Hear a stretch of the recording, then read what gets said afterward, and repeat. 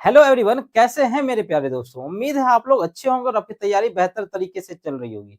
दोस्तों, आज मैं आपके लिए एक ऐसा बैच लेके आया हूं जो आपके लाइफ का गेम चेंजर साबित होने वाला है। जैसे ये बैच क्या है, ये 100 डे टारगेट बैच है जो एक प्रकार के फाउंडेशन बैच की तरह होगा। और इसमें हम लोग जो फाउंडेशन तैयार आपका कर रहे होंगे वो पीवाईक्यू के थ्रू कर रहे होंगे। यानी कि आपको अब पीवाईक्यू के थ्रू अपना फाउंडेशन तैयार करना है, क्योंकि आपका बैच जैसे कंप्लीट होगा तो आप रेलवे एग्जाम में जब बैठेंगे तो आप बेहतर स्कोर कर पाएंगे। इस दृष्टिकोण से इस बैच को तैयार किया गया है। इस बैच में जो होगा, आपको बेसिक से लेकर सिलेक्शन तक का जो रास्ता होता है, यानी कि बेसिक से लेकर एडवांस लेवल तक की जो तैयारी होती है, वो सारी चीजें आपको पीवाईक्यू के थ्रू ही समझाई और सिखाई जाएगी।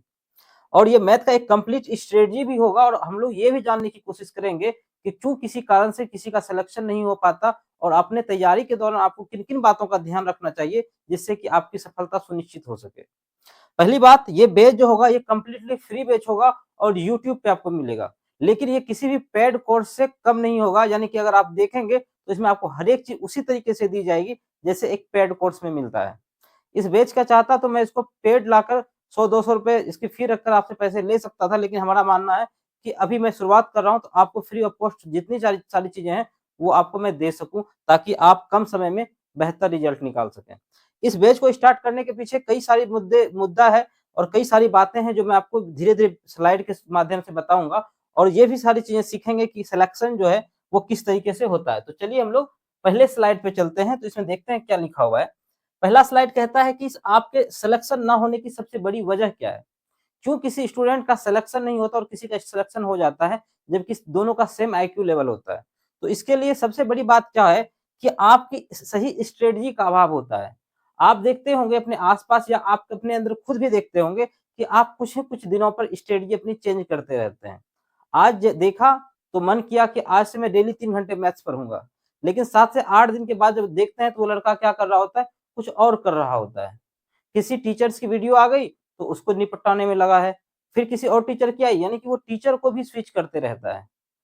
यानी कि आप ये समझें कि अगर आपको यहाँ से, मेरे भाई एक बात बताता हूँ, मैं आपको यहाँ से यहाँ अगर जाने के लिए बोलूँ तो आप, अगर एक लड़का है एक बार इधर जाए फिर इधर आए, फिर इधर जाए, फिर इधर जाए, फिर इधर जाए, फिर इधर जाए, तो उसको काफी टाइम लग जाएगा। जबकि एक होशियार बालक जो है यहाँ से सीधा रास्ता पकड़ेगा और यहाँ निकल जाएगा। इसी कारण से सिलेक्शन होने में कई बार कई वर्षों का समय लग जाता है। और ये काफी पेनफुल समय होता है जब आपको जरूरत हर चीज की हो और आप सारा चीजें छोड़कर सोशल मीडिया से दूर, समाज से दूर, कहीं किसी एक शहर में, एक शहर के एक छोटे से कमरे में 10 बाय 10 की अपनी जिंदगी, जवानी की जिंदगी गुजार रहे होते हैं। और ये चीजें काफी दर्दनाक और कष्टकारक होता है जब आपका समय सबसे अच्छा और सुनहरा अवसर होता है कि आप एक छोटी सी जॉब की तैयारी में पूरा का पूरा जवानी बर्बाद कर रहे होते हैं। तो सबसे बड़ी वजह आपको क्या समझ में आई कि सही स्ट्रेटजी का अभाव होना, यानी कि आपका प्लानिंग सही नहीं होना और हर दिन एक नई तरह का प्लानिंग आपको लेके आना।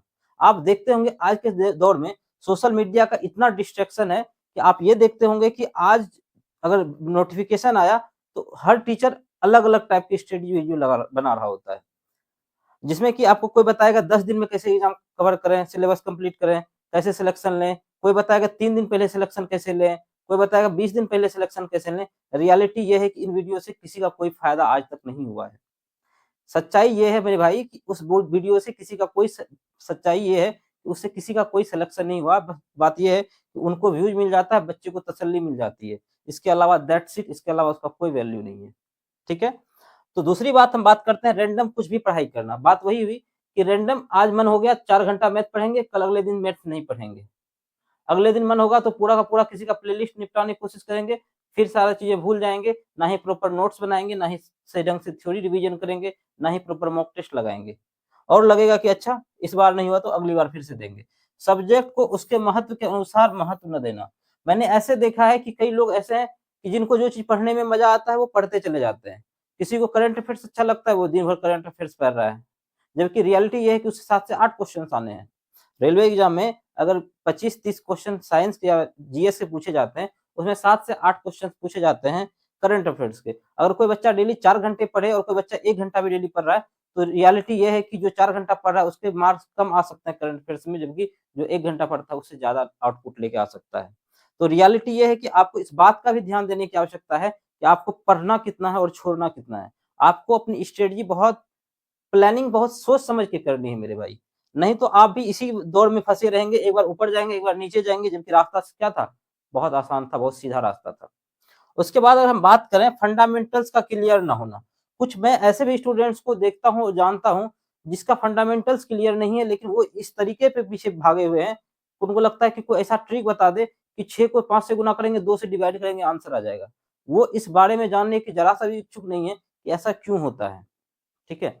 तो मैं आपको ये समझाना चाहता हूँ कि अगर आप फंडामेंटल्स क्लियर नहीं है आपके, आपका जो बेसिक है उसको अगर आप नहीं जानते हैं, तो आप कितना भी मैथ का तैयारी कर लें, कितना भी चीज़ें सीख लें, आप एग्ज़ाम में नहीं लगा पाएँगे क्योंकि बहुत सारी चीज़ें हैं पढ़ने को और उसको अगर सिस्टमैटिक ढंग से नहीं पढ़ा जाए, तो आप उसको एग्ज़ाम में अप्लाई नहीं कर पाएँगे मेरे भाई। तो ज़रूरत क्या है कि आपका फंडामेंटल्स क्लियर होना चाहिए। अगर कोई शॉर्टकट्स आप एग्ज़ाम में लगा रहे हैं, तो आपको ये भी पता होना चाहिए कि शॉर्टकट्स कैसे बनाएँ, ताकि अगर एग्ज़ाम के क्वेश्चन की लैंग्वेज को चेंज किया जाए, तो आप उस पर परफ़ॉर्म कर सकें। ये नहीं कि बस किसी तरीके से आंसर तक पहुँच रहे हैं, अगर उस तरीके से कर सकते हैं, तो आपका सिलेक्शन एक तुक्का हो सकता है, एक परमानेंट सॉल्यूशन नहीं हो सकता। क्योंकि आप देखते होंगे कि ऐसे भी स्टूडेंट होते हैं जिनका हर एक पेपर में सिलेक्शन होता है, वहीं कोई होता है कि किसी का तुक्का से एक एग्ज़ाम में प्री निकला, उसके बाद फिर कोई एग्ज़ाम नहीं निकला, फिर प्री निकला, फिर कोई एग्ज़ाम नहीं निकला। तो इस तरीके से नहीं, आपको सारी चीज़ें बहुत सोच समझ के, बहुत सही ढंग से करने की आवश्यकता है। सिर्फ़ ट्रिक के पीछे नहीं भागना है आपको, फंडामेंटल्स भी आपका क्लियर होना चाहिए। और ट्रिक्स कैसे बना है, अगर ये आपको पता चल जाए मेरे भाई, तो आपका मैथ में इंटरेस्ट डेवलप हो जाएगा। उसके बाद गेम जो होता है स्पीड और एक्यूरेसी का होता है। अगर कोई स्पीड और एक्यूरेसी में बैलेंस नहीं कर पाता है, तो उसके कारण भी उसका सिलेक्शन रुक जाता है। फॉर एग्ज़ाम्पल आप समझें कि आप पेपर देने गए रेलवे का। कोई सा भी एक्स वाई जेड कोई भी पेपर है, चाहे ग्रुप डी का हो, एलपी का हो, टेक्नीशियन का हो या एनटीपीसी का हो। तो हो क्या रहा है कि उसमें आपके पास अगर टाइम 10 मिनट और ज़्यादा होते, तो आप सारे क्वेश्चन्स को कर देते, लेकिन आपके पास समय का अभाव होने के कारण आपको जो क्वेश्चन्स आ रहे थे, वो तो छूट गए। और ऐसा आपने बहुतों बच्चों को कहते सुना होगा कि काश मेरे पास 5 मिनट और टाइम रहता तो मैं 3 क्वेश्चन्स और कर लेता। आंसर के आने के बाद कहते हैं कि ये क्वेश्चन तो मुझे आ रहा था, काश मैंने कर लिया होता तो मेरा रिजल्ट हो जाता।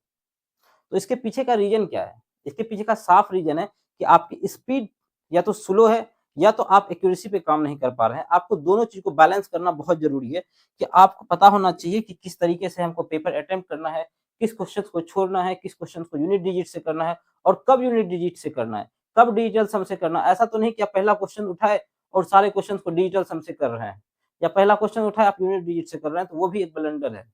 ये कोई भी टीचर आपको नहीं बताएगा। टीचर आएँगे, आपको यूनिट डिजिट से क्वेश्चन करके दिखा देंगे। लेकिन रियलिटी ये है कि जब भी आप यूनिट डिजिट से या डिजिटल सम से क्वेश्चन करते हैं मेरे भाई, तो आप एक बात समझें, आपके अंदर से कॉन्फिडेंस नहीं आता है कि आपने क्वेश्चन सही किया या नहीं किया। तो उस सिचुएशन में आपको क्या परफ़ॉर्म करना चाहिए, उस सिचुएशन के लिए आपको क्या करना चाहिए, इस बारे में अगर हम बात करें, तो आपको सारी चीज़ें बहुत सोच समझ के करनी है कि कब मुझे मार्क फॉर रिव्यू करना है, कब मुझे यूनिट डिजिट से करना है और किस सिचुएशन में करना है। ऐसा तो नहीं कि आपके पास समय बहुत था लेकिन आपने क्वेश्चन पहले कर लिए, इतनी स्पीड थी आपकी लेकिन आपने क्वेश्चन 5 गलत कर दिए। आपको वो आ रहा था, क्यों आपने गलत कर दिया? क्योंकि आपने यूनिट डिजिट से कर दिया और यूनिट डिजिट करने में आपने थोड़ी-सी मिस्टेक कर दी। क्वेश्चन्स आपको आ रहा था, फिर भी वो क्वेश्चन क्या हो गया? गलत हो गया। तो इस बारे में भी हम लोग बात करेंगे। सिली मिस्टेक कंट्रोल नहीं होना। जब भी आप मॉक लगाते हैं, आप देखते हैं, ओह हो हो! ये क्वेश्चन तो मुझे आ रहा था, ये क्वेश्चन तो आ रहा था।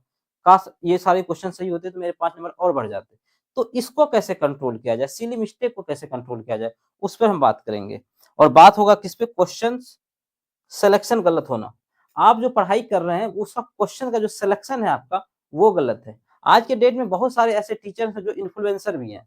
वो क्या करेंगे, आपको आपके अंदर डर का माहौल बनाने के लिए, अपने कोर्स को सेल करने के लिए आपको टफ-टफ क्वेश्चन्स करवा देंगे। देखेंगे, देखो ये क्वेश्चन्स, आपको लगेगा मुझे तो कुछ आता ही नहीं। रियलिटी ये है कि वैसे क्वेश्चन्स मात्र 1 से 2% पूछे जाते हैं। तो आपका जो क्वेश्चन्स का सिलेक्शन है, जो आप क्वेश्चन्स को प्रैक्टिस करने वाले हैं, वो आपका प्रीवियस ईयर ओरिएंटेड होना चाहिए। क्योंकि अगर आप प्रीवियस ईयर भी सही ढंग से लगाते हैं मेरे भाई, तो आप देखेंगे किरण जैसी बुक में 12 से 13,000 क्वेश्चंस हैं। अगर उसी को आप लगाने लगेंगे तब भी आपके 6 महीने का समय गुजर जाएगा। तो आपको आपका जो प्लानिंग होना चाहिए वो एकदम पूरा टू द पॉइंट होना चाहिए कि आपका निशाना जो एकदम तीर की तरह सही गोल पे लगे। ऐसा नहीं कि कहीं पे जा रहे हैं और कहीं से आ रहे हैं, ठीक है? तो ये सारी बातें आई होप आपको समझ में आ गई होगी। हम लोग एक बात पे बात कर लेते हैं कि इस सिली मिस्टेक को कैसे अवॉइड कर सकते हैं आप लोग। सिली मिस्टेक के लिए सबसे इम्पोर्टेंट क्या है कि आपको अपनी एक नोट्स बनानी है, एक डायरी बनानी है जिसमें आपको डेली ये लिखना है कि मुझसे ये चीज़ें गलती हुई इस टेस्ट में। चाहे वो ज गलती इतनी भी छोटी हो कितनी भी छोटी हो या कितनी भी बड़ी हो, उसको आपको उसमें नोट ज़रूर करना है। सपोज़ दैट आपने 7, 5, 12 ना जोड़ के 7, 5, 13 जोड़ दिया, तो आपको ये भी लिखना है कि मैंने 7, 5, 12 की जगह 7, 5, 13 जोड़ दिया। और जैसे ही ये 400, 500 आपके सिली मिस्टेक्स पॉइंट पॉइंट आपके डायरी में नोट्स हो जाएँगे, तो मेरे भाई यकीन मानना, अगर आप उसको 2 से 3 बार रिवीजन कर लेते हैं, तो आपके सिली मिस्टेक्स पूरे के पूरे 0 के आस-पास हो जाएँगे। तो ये सारी चीज़ें भी आपको ध्यान रखनी है, ठीक है? तो चलते हैं अगले क्वेश्चन बात पे। अगला क्या है कि रियलिटी चेक क्या है? हम लोग बात करते हैं कि रियलिटी क्या है, क्यों सिलेक्शन क्यों नहीं हो पाता, उसके पीछे का सबसे बड़ा रीज़न क्या है? सबसे बड़ा एक और भी रीज़न है, वो सारी चीज़ें तो है ही, साथ ही साथ अभी का जो सिनेरियो बना हुआ है, आप देख रहे होंगे कि रेलवे एग्ज़ाम चाहे किसी भी एग्ज़ाम में कट ऑफ काफ़ी हाई जाता है। आप जैसे ग्राफ देख रहे हैं, वो ग्राफ की सच्चाई ये है कि कट ऑफ रियलिटी ऐसे में जा रही है, जब एक समय था 2022 में पेपर हुआ था 2019 एनटीपीसी का। उस टाइम 76 नंबर पे लोग स्टेशन मास्टर तक बन गए थे और रियलिटी ये है कि अभी 90 नंबर लाने वाला भी अपने आप को सोचता है कि मेरा सिलेक्शन होगा या नहीं होगा। तो आप समझ सकते हैं कि किस तरीके से कट ऑफ भाग रही है और क्यों भाग रही है, क्योंकि एग्ज़ाम में जो नंबर ऑफ कैंडिडेट हैं और नंबर ऑफ कंटेंट जो है वो बहुत ज़्यादा है और सिलेक्शन रेशियो बहुत कम है। आप अपने आस-पास देखते होंगे कई ऐसे लड़के को जो कई सालों से उसकी तैयारी बहुत अच्छी है, लेकिन किसी-किसी वजह से पॉइंट 1, पॉइंट 2 से सिलेक्शन उनका नहीं हो पाता और इसी कारण से कट ऑफ हर साल बढ़ती जाती है। दूसरी बात रिपीटर्स का होना, कि रिपीटर्स क्या करते हैं, एक जॉब मिल गई तो वो भी दोबारा डालते रहते हैं फॉर्म, हालाँकि उसको जॉब करना हो या ना करना हो। वो अपने सीट में दिखाते हैं, रिज़्यूम में दिखाते हैं कि मुझे तो 5 जगह जॉब लगी थी, जो एक गलत बात है। वो क्या करते हैं, वो 5 जगह ना जॉब तो एक ही जगह करना है, वो 4 जगह 4 लोगों का हक मार रहे होते हैं, जो एक बहुत गलत बात है। इस तरह की बातें नहीं होनी चाहिए, ठीक है? तो कॉम्पिटिशन काफ़ी ज़्यादा बढ़ गई है, जिसके कारण से कॉम्पिटिशन कट ऑफ जो है वो भी काफ़ी हाई जाता है। अगर और क्या, साथ ही साथ सिलेक्शन ना होने का रीज़न एक और भी है मेरे भाई, कि आप एग्ज़ाम के दिन सही ढंग से परफ़ॉर्म ना कर सकें। आपको नॉलेज सारा था, आपके अंदर इतनी पोटेंशियल थी कि आप एग्ज़ाम निकाल सकते थे, लेकिन क्या था ना कि उस दिन जो है आपका परफ़ॉर्मेंस सही नहीं हुआ और आपका सारा का सारा मेहनत बेकार चला गया।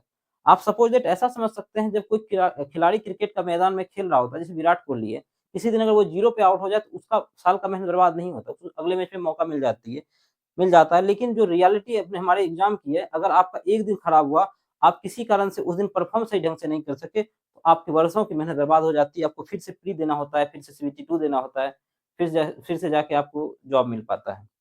तो कहीं भी थोड़ा-सा मिस्टेक करना आपके लिए बहुत घातक साबित हो जाता है। आपके वर्षों का मेहनत को पानी फिर जाता है उसपे। और सोशल मीडिया पे पूरी तरह से त्याग करना पड़ेगा मेरे भाई, अगर आपको ये करना है। रियलिटी ये है कि अभी का सोशल मीडिया के दौर में आप देखते होंगे कि अपने आस-पास बहुत सारी चीज़ें डिस्ट्रैक्शन में है। कोई अगर पढ़ने के लिए बाहर जा रहा होता है तो अपनी रील्स इंस्टाग्राम पे, फेसबुक पे और तरह-तरह के व्हाट्सएप पे, स्टेटस पे लगाता रहता है दिखाने के लिए कि मैं तैयारी कर रहा हूँ। और जब जब तक ऐसा आप करते रहते हैं तो आप लोगों की नज़र में होते हैं, आपके ऊपर एक सोशल प्रेशर भी होता है। तो इन सारी चीज़ों को आपको अवॉइड करना है, लोगों को ज़्यादा शोबाजी नहीं करनी है आपको, कि मैं बहुत ज़्यादा दिखावा कर रहा हूँ, कि बहुत ज़्यादा दिखावा करूँगा तो लोग मुझे वैल्यू देंगे। इस तरीके से चीज़ें नहीं करनी है आपको। आपको सब चीज़ से त्याग करके चुपचाप 6 महीने, साल भर जब तक आप टाइम दे सकते हैं, एक गवर्नमेंट जॉब के प्रिपरेशन को आपको देना चाहिए। ठीक है? तो आई होप आपको ये सारी बातें पता चल गई होगी कि क्या रियलिटी है अभी के वर्तमान समय में। अब हम लोग बात करते हैं सबसे बड़ी सच्चाई पीवाईक्यू की। पीवाईक्यू एक वेपन है हम लोगों के लिए, एक स्टूडेंट्स के लिए वेपन है। अगर वो पीवाईक्यू पे कंट्रोल कर लेता है तो वो 70 टू 80% मैच तो ऐसे ही जीत जाता है, ठीक है? अगर आप 70-80% क्वेश्चन देखेंगे प्रीवियस ईयर के, तो आपको वही चीज़ें क्वेश्चन पूछी जाती है, सिर्फ डाटा चेंज होता है। ऐसा और आपको जो 20% 30% दिख रहा है, ये भी नए क्वेश्चन्स नहीं होते, उसी को थोड़ा-सा अलग ढंग से, जैसे मैंने बोला कि अगर बेसिक अंडरस्टैंडिंग आपकी क्लियर है, फंडामेंटल्स आपके क्लियर हैं, तब भी आप वो सारी क्वेश्चन्स कर पाएँगे। ठीक है मेरे भाई? अब जैसे हम बात करते हैं कि अगर आप पीवाईक्यू आपने कर लिया तो 70% से 80% क्वेश्चन्स आसानी से कर पाते हैं। साथ ही साथ आप एग्ज़ामिनर की माइंडसेट को भी समझ पाते हैं कि एग्ज़ामिनर सोचता कैसे है, किस तरह के क्वेश्चन्स फ्रेम करता है। क्योंकि आप एक बात समझें कि हर एक एग्ज़ाम में एक बेसिक क्राइटेरिया है कि आपको कौन-सा जॉब करवाया जाएगा, उसी के अकॉर्डिंग आपके क्वेश्चन्स का लेवल भी होता है। आप सीजीएल के क्वेश्चन्स को एनटीपीसी में नहीं देखेंगे, सीजीएल में उससे थोड़े अच्छे लेवल क्वेश्चन पूछा जाते हैं। उसी तरह सीडीएस में सीजीएल से अच्छे लेवल के क्वेश्चन पूछे जाते हैं। अगर कोई रेलवे का तैयारी करने वाला लड़का अगर सीडीएस के क्वेश्चन्स करने लगे तो उससे बड़ा बेवकूफ़ क्या कौन होगा? होगा कोई? नहीं होगा। तो रियलिटी ये है कि आपको अपना कंटेंट बहुत सोच समझ के डिसाइड करना है कि आपको क्या पढ़ना चाहिए। तो आपको मेरे नज़रिए से आपको प्रीवियस ईयर पिछले जितने सालों का करना चाहें एटलीस्ट 2 से 3 साल का तो आप लोग करके ही जाएँ, जिससे कि आपको एग्ज़ाम में सारे क्वेश्चन देखे हुए लगे। आपको लगे कि सारे क्वेश्चन तो मैंने पढ़े ही थे, मैंने सारे क्वेश्चन तो लगाए ही थे। तो अगर आप यहाँ पर देखते हैं, तो मैंने एक डायग्राम भी बनाया है PYQ question previous year questions को अगर आप प्रैक्टिस करते हैं, ठीक है? और उसके बाद अगर आप में स्पीड और एक्यूरेसी आती है, तब आप जाकर कहाँ पहुँच जाते हैं, आप सक्सेस तक पहुँच जाते हैं। ये इक्वल टू क्या है, प्रीवियस ईयर प्रैक्टिस और स्पीड एक्यूरेसी इक्वल टू आपका सक्सेस होता है। इस तरीके से ये एक साइकिल के रूप में काम कर रहा होता है। तो इस पहले आपको previous year question chapter wise करने हैं, प्रैक्टिस आपको मॉक फॉर्म में करना है और साथ ही साथ आपको मॉक फॉर्म लगाते-लगाते अपने स्पीड और एक्यूरेसी पे भी काम करना है। और ये सारी चीज़ें स्पीड और एक्यूरेसी पे कोई भी टीचर आपका काम नहीं करवाता है। टीचर आते हैं, क्वेश्चंस बताते हैं, सॉल्यूशन करते हैं, अच्छे-अच्छे से फॉर्मूले लिखते हैं, हाइलाइट करते हैं उसको और चले जाते हैं। लेकिन आपको कोई ये नहीं बताता है कि आपकी स्पीड और एक्यूरेसी पे कैसे काम करना चाहिए। यानी कि मैं ये क्यों इस पे फोकस कर रहा हूँ मेरे भाई, क्योंकि आपको एक बात समझना होगा कि अगर इसके बिना आपका गेम अधूरा है। आपको मैंने बताया कि आपको नॉलेज आते हुए भी आप परफ़ॉर्म नहीं कर पाते हैं क्योंकि आपकी स्पीड कम होती है, आपके क्वेश्चन्स टाइम की वज़ह से छूट जाते हैं। तो इसमें क्या है ना कि आपको मैं ये समझाने वाला हूँ कि अगर मैं आपके एग्ज़ाम में होता, तो मैं कितना लिखता। हम हर एक क्वेश्चन्स में इस बात पे भी जोर देंगे कि ये सारी चीज़ें आपको नहीं लिखनी है, मेंटली कितनी चीज़ें करनी है, ताकि आपका क्वेश्चन समय से पहले कंप्लीट हो सके। 5 से 10 मिनट अगर आपके पास टाइम बच जाते हैं, पूरे के पूरे क्वेश्चंस करने के बाद तो आपसे कोई भी 2-3 क्वेश्चन बहुत टफ भी पूछ दिया जाए, बहुत कैलकुलेटिव भी पूछ दिया जाए, अगर टाइम आपके पास बचा हो तो मेरे भाई आप उसको भी कर लेंगे और अपना फेल्योर को सक्सेस में कन्वर्ट कर पाएँगे। चलते हैं अगले स्लाइड पे। तो दोस्तों अभी मैंने आपको क्या बताया कि प्रीवियस ईयर का क्या वेटेज है, साथ ही साथ मैंने आपको बताया कि सिलेक्शन क्यों नहीं होता है। तो अब आप मेरी तरफ से एक सिलेक्शन फ़ॉर्मूला लेके जाएँ कि आपका सिलेक्शन आप इन-इन चीज़ों का अगर ध्यान आप रखते हैं मेरे भाई, तो आपका सिलेक्शन होने से कोई नहीं रोक सकता। बशर्ते आपको इन सारी चीज़ों को ध्यान रखना है और इसको अपनी पढ़ाई या प्रिपरेशन के टाइम में क्या करना है, इसको लेके चलना है। क्या है, आपको स्पीड, एक्यूरेसी और कॉन्सेप्ट इस पर सबसे ज़्यादा ध्यान देना है। आपको स्पीड आपकी अच्छी होनी चाहिए, आपका एक्यूरेसी अच्छी होनी चाहिए और साथ ही साथ आपका कॉन्सेप्ट क्लियर होना चाहिए। क्योंकि किसी एक की वजह से आपका सिलेक्शन नहीं हो सकता। क्योंकि अगर मान लीजिए किसी लड़के के 2 लड़के हैं, एक का स्पीड बहुत तेज़ है लेकिन वो क्वेश्चन्स गलत कर देता है और दूसरा लड़का है जिसको आता तो सब कुछ है लेकिन उसकी स्पीड अच्छी नहीं है, जिसके कारण वो एग्ज़ाम में पूरा क्वेश्चन्स कर ही नहीं पाता है। तो उस कारण से क्या होगा कि दोनों में से किसी का सिलेक्शन नहीं हुआ। लेकिन एक तीसरा बालक होगा जिसकी स्पीड भी अच्छी है, एक्यूरेसी भी अच्छी है और उसके बेसिक फंडामेंटल्स यानी कि जो आधारभूत नॉलेज है उसका, वो बहुत अच्छे से क्लियर है तो वो उसको ईज़िली कर पाएगा। तो वो उसका सिलेक्शन श्योर ऑफ श्योर हो जाएगा। अब आपको सिर्फ स्पीड नहीं, एक्यूरेसी भी ज़रूरी है। मैंने यहाँ पर लिखा भी है कि आपको सिर्फ और सिर्फ स्पीड नहीं, एक्यूरेसी भी ज़रूरी है। कॉन्सेप्ट क्लियर होगा तो मिस्टेक कम होगी। अगर आपका कॉन्सेप्ट क्लियर है, तो आपकी मिस्टेक कम होगी। यानी कि जैसे मैंने बताया कि शॉर्ट ट्रिक्स याद करते हैं कि 2 से गुना करेंगे, 5 से भाग देंगे, आंसर आ जाएगा। तो उस तरीके से नहीं, अगर आपकी स्पीड अच्छी है, तो लैंग्वेज की कॉन्सेप्ट अच्छे से क्लियर है, तो लैंग्वेज क्वेश्चन्स का कुछ भी हो मेरे भाई, आप उसको सॉल्व कर लेंगे। थोड़ा बहुत घुमा के भी पूछेगा तब भी आप कर लेंगे क्योंकि आपका क्या है बेसिक क्लियर होगा। साथ ही साथ प्रीवियस ईयर क्वेश्चंस जो होंगे आपको पीवाईक्यू को आधार बनाकर उसकी तैयारी करनी चाहिए। यानी कि आपको पीवाईक्यू पे स्टिक रहना है, उसके इर्द-गिर्द ही तैयारी करनी है। जैसे मान लीजिए एक फील्ड है, एक ग्राउंड है, ठीक है? अगर ये 1600 मीटर का ग्राउंड है मेरे भाई, तो आपको तैयारी 1800 मीटर की करनी चाहिए, ना कि आपको 3200 मीटर की। ना ही आपको 1400 मीटर की करनी चाहिए। यानी कि अगर आपका 1600 मीटर का दौड़ है, अगर आप लोगों ने कभी दौड़ा होगा किसी भी एग्ज़ाम के लिए, तो आप तैयारी 1600 मीटर की ही करते हैं। लेकिन मैं आपको बोल रहा हूँ कि 1-2 कदम आगे भी चल तैयारी करनी चाहिए। अगर उस दिन आपका परफॉर्मेंस सही नहीं रहा, तब भी आप कहीं न कहीं 1600 मीटर का दौड़ कंप्लीट कर पाएँगे। तो ज़्यादा बहुत बड़ी दौड़ भी नहीं दौड़नी है, ऐसा नहीं कि हमने पूरा सीजीएल का क्वेश्चन उठा लिया, मैंने सीडीएस का क्वेश्चन उठा लिया, अपने आप को एकदम हैवी बना के रखा हूँ कि मैं तो अब सब कुछ फोड़-फाड़ दूँगा। आपको अगर सिलेक्शन लेना है तो आपका क्वेश्चन्स और रिलेवेंट होना चाहिए, किसके अकॉर्डिंग पीवाईक्यू यानी कि प्रीवियस ईयर क्वेश्चन पिछले साल में पूछे गए क्वेश्चन्स के रूप में। और मैथ और रीजनिंग एक ऐसा सब्जेक्ट है जो फुल स्कोरिंग सब्जेक्ट है। अगर आपके फंडामेंटल्स क्लियर हैं, तो ये एक ऐसा टॉपिक है दोनों जिसमें आप 100 में 100% स्कोर कर सकते हैं क्योंकि रेलवे में बहुत टफ क्वेश्चन्स नहीं पूछे जाते। प्रीवियस ईयर क्वेश्चन्स को सिर्फ डाटा चेंज करके पूछा जाता है 80 टू 90% भी कभी-कभी और 10% क्वेश्चन्स जो 2-3 क्वेश्चन्स नहीं बनेंगे आपसे, वो बेसिकली तभी बन पाएंगे आपसे जब आपका स्पीड अच्छा होगा, आप क्वेश्चंस एग्जाम में टाइम बचा ले जाएंगे। मान के चलिए अगर आपके पास 10 मिनट का टाइम बचा और 3 क्वेश्चंस ऐसे हो जो आपने आज तक कभी ना पढ़े हों, बड़े-बड़े लैंग्वेज के क्वेश्चंस हो, चाहे वो प्रॉफिट लॉस का हो, परसेंटेज का हो या कोई भी हो, तो आप उसको धीरे-धीरे कर भी 10 मिनट में 3 क्वेश्चंस ईज़िली कर पाएँगे, लेकिन इसके लिए आपकी स्पीड बहुत अच्छी होनी चाहिए, ठीक? और सबसे बड़ी बात क्या है और एक बात मैं आपको बताना चाहता हूँ कि जैसे ये चीज़ होगा फुल स्कोर का लक्ष्य आप रखते हैं, तो यही आपको मेरिट लिस्ट में लाने का कार्य करता है। इनमें से अगर कोई भी नंबर आप मैथ रीजनिंग में कटा रहे हैं, तो आप समझिए सिलेक्शन से बाहर जा रहे हैं। क्योंकि बहुत सारे ऐसे बच्चे होते हैं, जो एसएससी का तैयारी करते हैं और रेलवे में आते हैं, तबाही मचा देते हैं, उसमें उनके क्वेश्चन गलत होते ही नहीं है।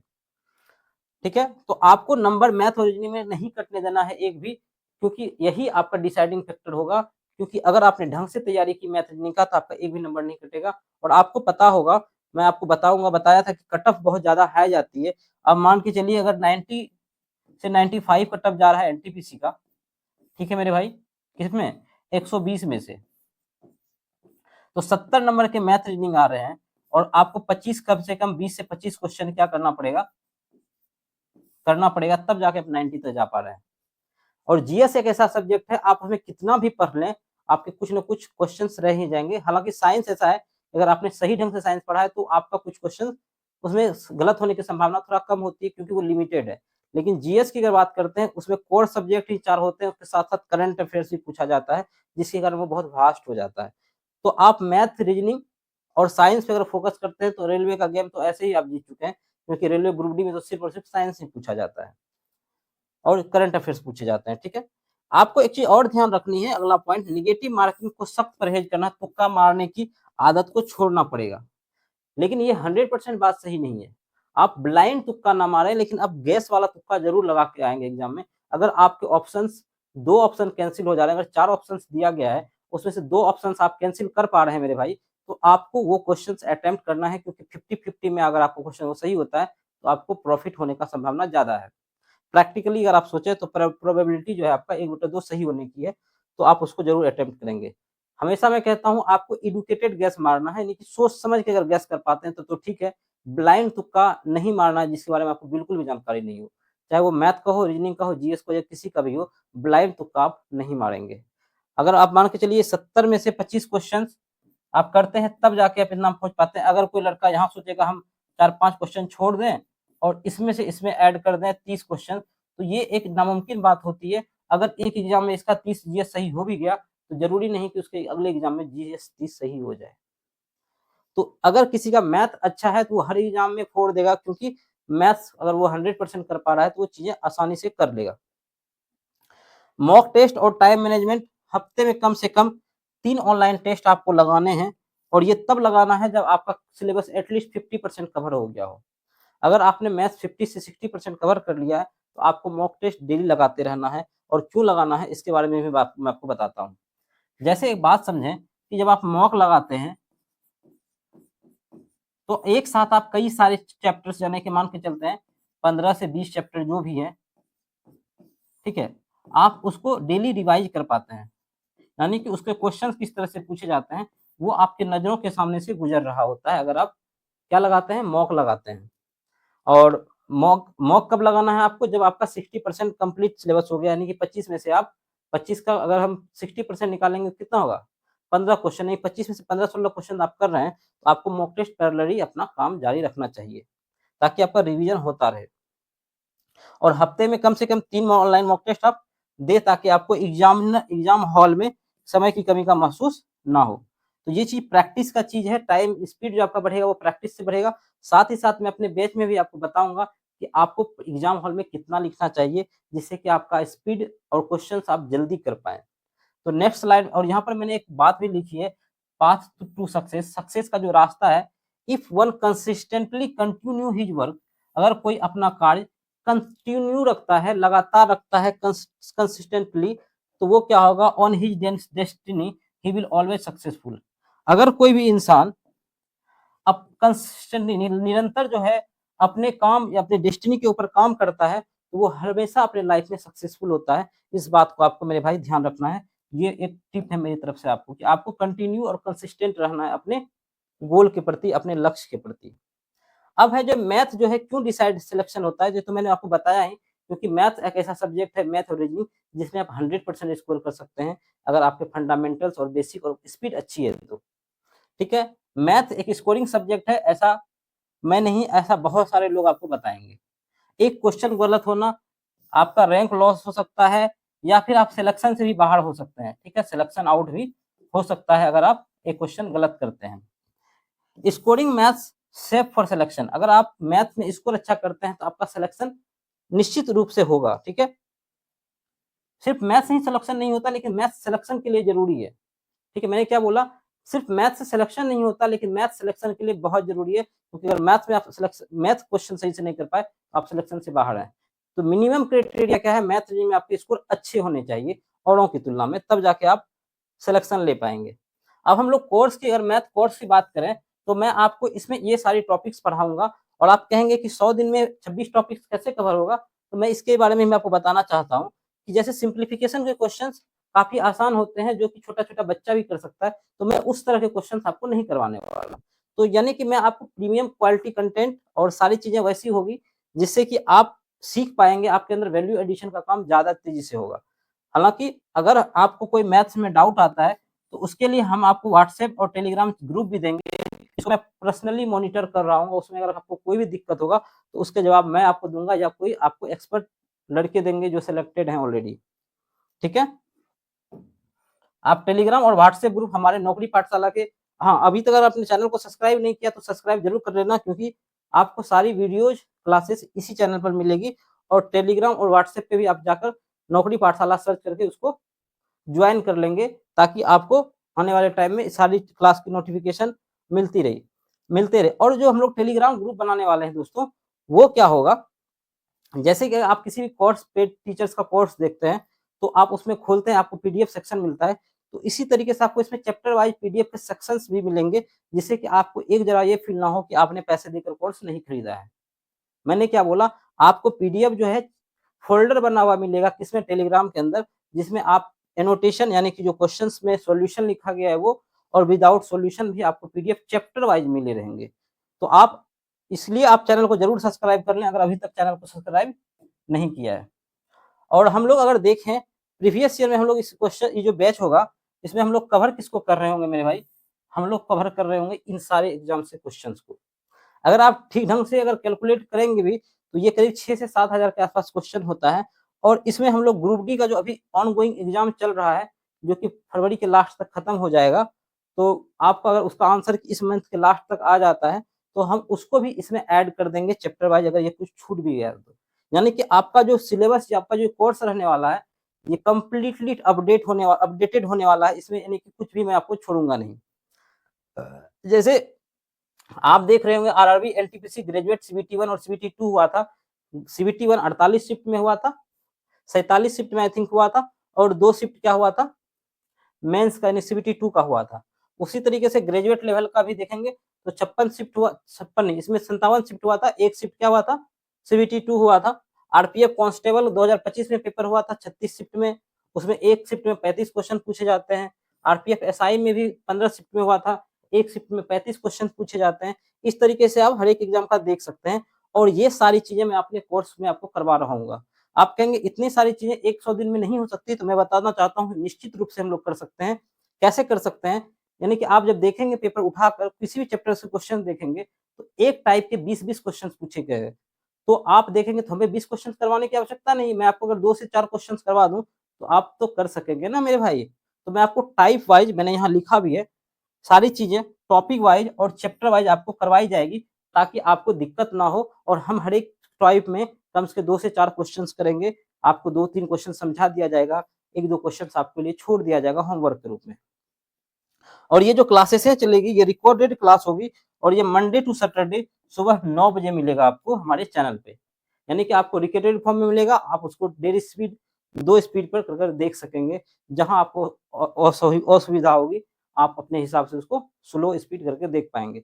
हमारा लाइव बैच लाने का पर्पस एक ये भी है, नहीं लाने का पर्पस एक ये भी है कि आपके समय को अभी गोल्डन टाइम चल रहा है, अगर आप रेलवे की तैयारी कर रहे हैं मेरे भाई, क्योंकि आपको पता है कि कई सारे एग्ज़ाम्स अभी 2 से 3 महीने के अंदर है। तो इस बैच को अगर आप कर लेते हैं, तो यकीन मानो किसी के पेड कोर्स से बढ़िया ना हुआ, तो आप गाली देकर चले जाना, ठीक है? कह देना कि आपने हमें धोखा दिया है, ये भी आप कह सकते हो। तो हमारा ये आपसे वादा नहीं, आपसे दावा है कि इस बैच को करने के बाद आपका वो जो नंबर है एग्ज़ाम में मैथ के सेक्शन में काफ़ी अच्छा आने वाला है। मैं 100% इसलिए नहीं कहूँगा क्योंकि आप आपके परफ़ॉर्मेंस पे डिपेंड करेगा कि आप उस दिन कैसे स्पीड से क्वेश्चन कर पाते हो, नहीं कर पाते हो, और सारी चीज़ें जो मैंने आपको बताई, उन चीज़ों का अगर आप ध्यान से शुरू से लास्ट तक ध्यान रखते हो, तो आप निश्चित रूप में मैथ में बहुत अच्छा स्कोर कर सकते हो। और साथ ही साथ मैं आपको साइंस के लिए बताना चाहता हूँ, हमारे प्लेटफ़ॉर्म पर एक और सर हैं जो आपको साइंस पढ़ाते हैं, रवि सर, रवि रोशन सर, तो वो भी आपके लिए ऐसे ही करके चैप्टर वाइज़ बेच लेके आएँगे जो आपको बताया जाएगा। सर बोल रहे थे हमको कि बता देने के लिए, तो मैं आपको बता दिया कि आपको उसमें साइंस के लिए भी दिक्कत नहीं है, इस चैनल को आप सब्सक्राइब करेंगे, तो साइंस के भी आपको लेक्चर बहुत अच्छे ढंग से मिलने वाले हैं।